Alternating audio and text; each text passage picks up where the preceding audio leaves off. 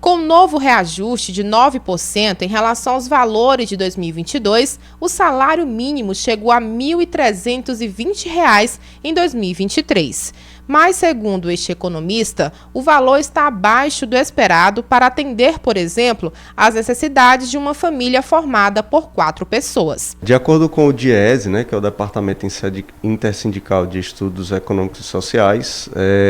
o ideal, para uma família de 4 pessoas,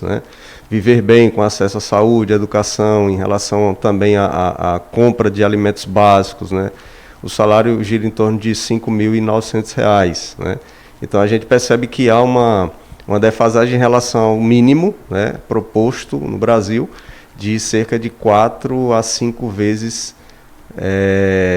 menor em relação ao que é necessário. Então a gente sente aí um baixo poder de compra ainda, mesmo com esse ganho real do aumento do salário mínimo,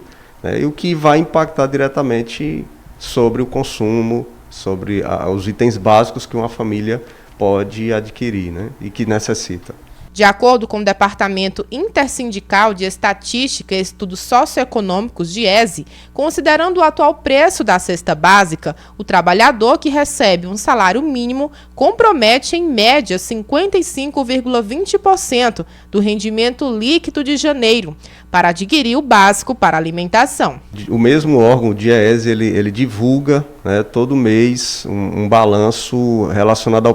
preço da cesta básica nas principais capitais do país. E a gente percebe que há uma média aí em torno de R$ 680, R$ 690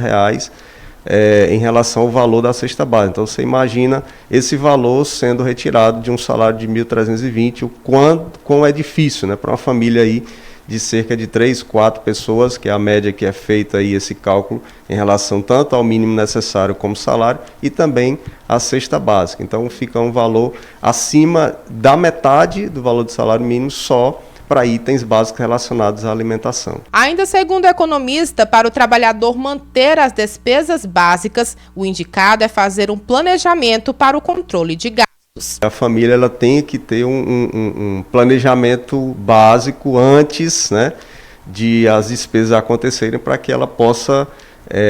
otimizar os seus recursos, ou seja, principalmente aquela família que vive apenas de um salário mínimo,